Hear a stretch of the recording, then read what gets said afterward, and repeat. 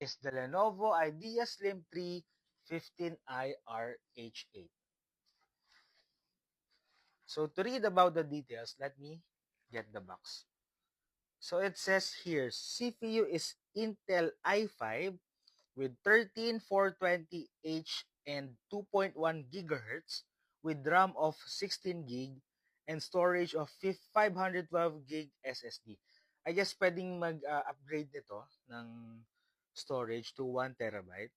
And then GPU is integrated. Display is 15.6. Yes, may num keys siya dito sa side. And battery is 3 cell. OS is Windows 11 Home.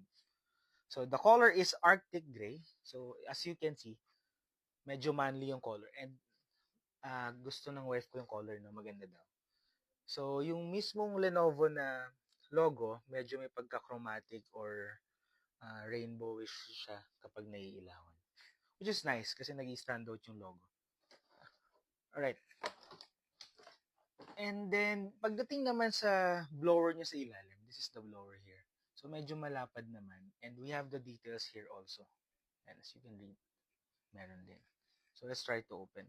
Kanina, trinay ko na siyang i-open, i-set up. Yan. So, meron siyang free cover.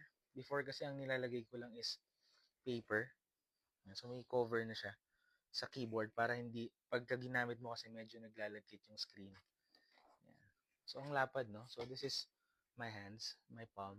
Yan. Medyo malapad. So, this is the 15.6 ratio. Itong nasa likod natin, it's around 14 ata. Yan. This is an HP. And this one is the Lenovo. Yan. Mas malaki siya. And what I love about this is magaan. So, this is ideal for travel use. And if ever na mag-work ka, kunyari, magta-travel ka and you have to work pa at night, so, pwede mong dalhin siya. I-hand carry mo na lang if ever na out of the country or out of town. Yan. Keyboards as well are Arctic gray. Yan. So, lahat ng keys is Arctic gray na. And sa touchpad naman, the usual. Siguro it's around 1.5 inch. Perfect for this 15.6 naman.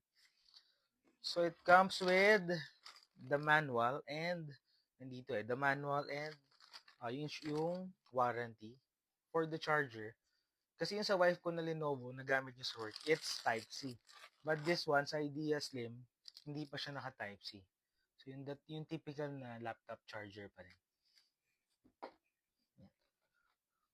So, as of now, nagda-download pa yung system natin. Ito yung screen niya. Tatry ko i-brighten para mas makita niyo.